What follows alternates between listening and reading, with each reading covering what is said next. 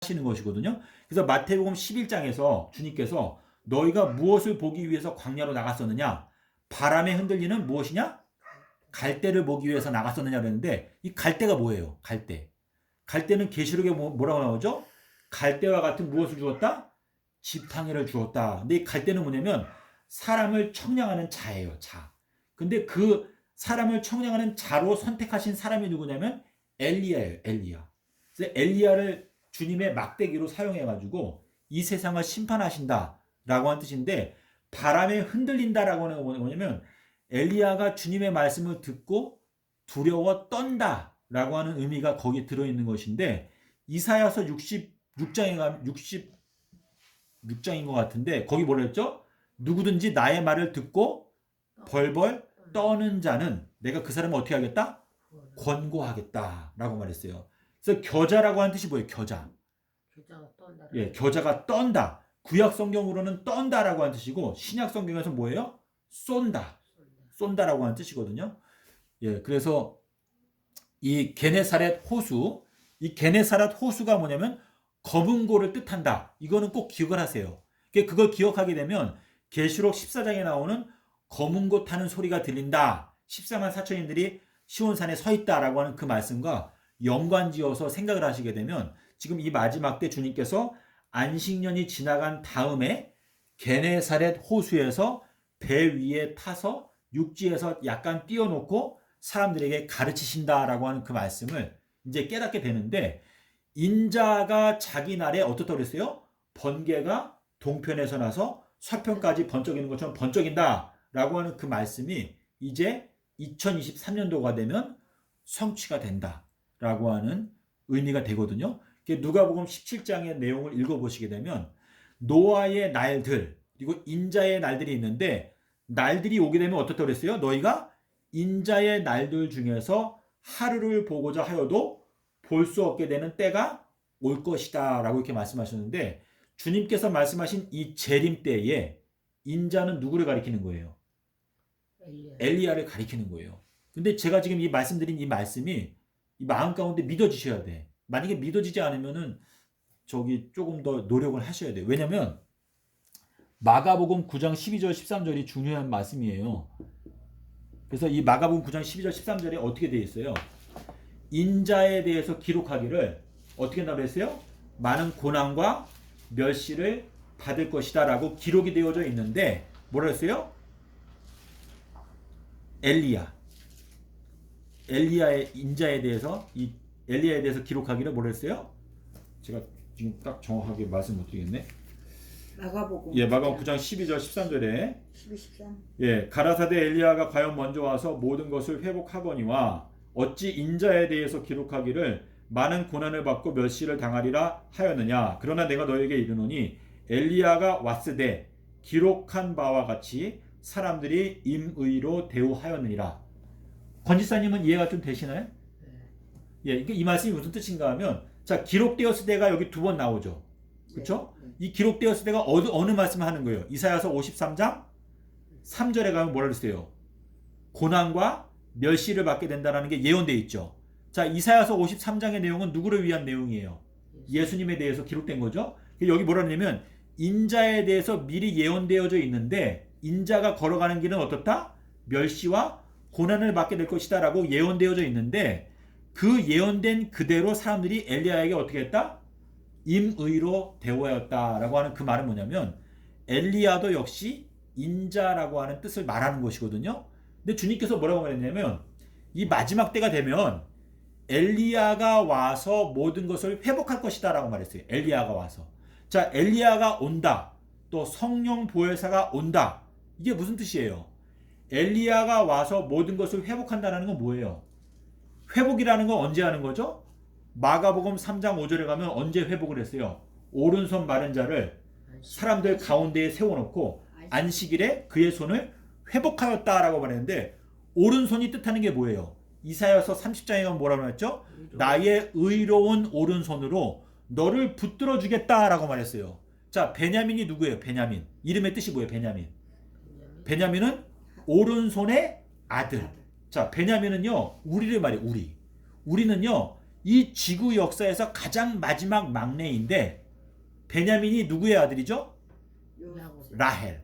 자, 라헬은 야곱이 가장 사랑했던 여인이었어요. 그래서 라헬이 사랑했던 여인이 낳은 마지막 막내가 베냐민인데 베냐민이 이 잔치할 때 베냐민에게 얼만큼 양식을 더 줬죠? 5배를 더 줬죠. 요셉이 베냐민을 엄청나게 사랑해가지고 마지막 이 막내한테 5배를 더 준 거는 무슨 뜻이에요? 이 지구 역사의 마지막에 살고 있는 지구의 막내, 우리 마지막 주님의 자녀들에게 지난 6천년 동안에 수많은 선지자들과 의인들이 깨닫지도 못했고 들어보지도 못했던 것들을 우리한테 양식으로 주신다 라고 하는 뜻인데 믿어지세요? 마태복음 13장에 나와요. 예수님께서 뭐라고 그랬어요? 너희 보고 싶은 것을 과거에 있었던 마태복음 13장에 나오는데 찾아서 읽어드릴게요. 예. 14장? 예, 마태복음 13장에 보면 이렇게 말했어요. 마태복음 13장 17절에 이렇게 말했어요. 내가 진실로 너희에게 이르노니 많은 선지자와 의인들이 너희 보는 것들을 보고자 하여도 보지 못하였고 너희 듣는 것들을 듣고자 하여도 듣지 못하였느니라. 그래서 이 말씀은요, 이 마지막 때 주님께서 우리가 지구의 막내인데 5배의 양식을 주신다 라고 이렇게 말씀하셨는데 우리가 만나를 열심히 거두게 되면 사실상 이 모든 것을 다 깨닫게 하시는 은혜 가운데 우리가 살고 있다 라는 뜻인데 주님께서 마태복음 13장 35절에서 뭐라고 말했어요? 내가 입을 열어서 비유를 너희들에게 말을 해서 언제부터? 창세로부터 감추어져 있었던 것도 어떻게 하겠다? 계시하여 주겠다. 예수 그리스도의 계시. 그렇죠? 예수 그리스도의 계시를 계시하여 주시는데 창세라고 하는 게 뜻하는 게 뭐예요? 아담과 하와가 선악과 따먹을 때. 그래서 계시록 13장 8절에 뭐라고 그랬죠? 창세로부터 죽임을 당하신 어린 양의 생명책에 그 이름이 기록되어져 있지 아니하는 사람들은 다 누구한테 경배한다? 짐승에게 경배한다 라고 하는데 그 생명책에 이름이 기록되려면 뭘 얻어야 돼요? 지혜를 얻어야죠. 자, 지혜를 얻는 자는 생명나무를 얻는 것이다 라고 말했는데 우리가 생명나무를 얻게 되면 우리의 이름이 생명책에 기록이 된다는 뜻이에요.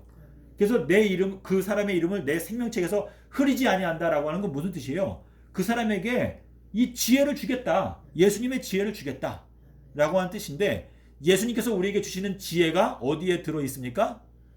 요나의 표적 속에 들어있어요. 주님께서 요나의 표적을 말씀하시면서 옛날에 남방 여왕은 솔로몬의 지혜가 너무나 궁금해가지고 땅 끝에서 솔로몬을 찾아와가지고 여러 가지 질문을 엄청나게 난해한 질문들을 다 질문했는데 솔로몬이 맞추지 못한 게 단 하나도 없었다. 하지만 나는 솔로몬보다 더 큰 자다. 자, 우리가 예수님한테 루트 아니면 로그 수학 문제 어려운 거 내면 예수님이 맞추실까요? 못 맞추실까요? 예. 예수님은요 이 모든 거를 다 세포까지 다 아시는 분이잖아요, 그렇죠? 예, 그래서 우리가 예수님은 지혜의 근원이신데 우리의 세포가 우리의 DNA가 예. 30억 개가 넘는 그거를 다 만드신 분이신데 그렇죠. 그런 거 예. 모르시겠어요? 우리 인체가 신묘막측하다고 하셨는데 주님께서 30억 개 세포가 30억 예, 그래서 예수님께서는요 30억 예. 넘는 그래서 제가 마음까지 확신하는 것은 이 마지막 재림 때에 주님께서 알곡과 가라지를 실수 없이 딱 나누시는 기준이 뭐냐? 삼낮 삼밤 땅속에서다 라고 제가 말씀드리거든요. 그래서 하박국 2장 4절에 뭐라고 말했냐면 그의 마음이 교만하여 마음이 정직하지 못하다 이렇게 말했어요. 그러니까 사람이 교만하면은요 예수님의 말씀도 자기 마음대로 막 풀어버려요. 그냥. 그러면은 정직하지 못한 마음이 그 마음 가운데 있는 거죠. 근데 우리가 마음 가운데 마음이 정직하면 어때요? 잠언서 2장 7절에 뭐라고 말했죠? 주께서 정직한 자를 위해서 무엇을 예비하신다? 완전한 지혜를 예비하신다. 그러니까 뭐예요? 정직한 자에게는 완전한 지혜를 주시고 교만한 자에게는 눈이 어둡게 하신다. 그렇게 지금 말씀을 하시고 있거든요. 그래서 하박국 2장에 보면 뭐가 나오죠? 예언의 말씀이 달려가면서도 볼 수 있게 판에 명백하게 새겨라. 이렇게 말씀하시고 있는데 2장 몇 절이에요? 하박국 2장 4절.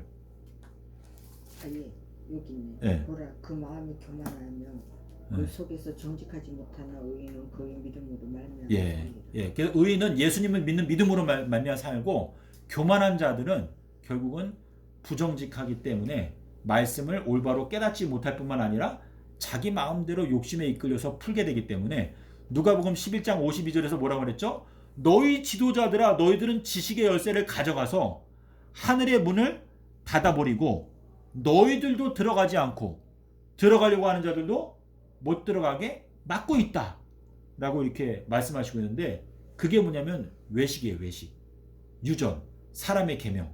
우리들은 이 마지막 때 철저하게 예수님의 말씀으로 나의 마음을 씻고 내가 지금까지 배워왔던 모든 교리를 예수님의 말씀으로 다 점검을 해야 돼요. 만약에 내가 지금 세례를 받았다. 내가 과거에 세례 받고 침례 안 받았는데 내가 가만히 생각해도 나는 아무리 생각해도 내가 성령 받은 것 같아. 나는 말씀을 아는 것 같아. 그렇다 하더라도 어떻게 해야 돼요? 예수님을 경외한다면 물 침례를 받아야 돼요.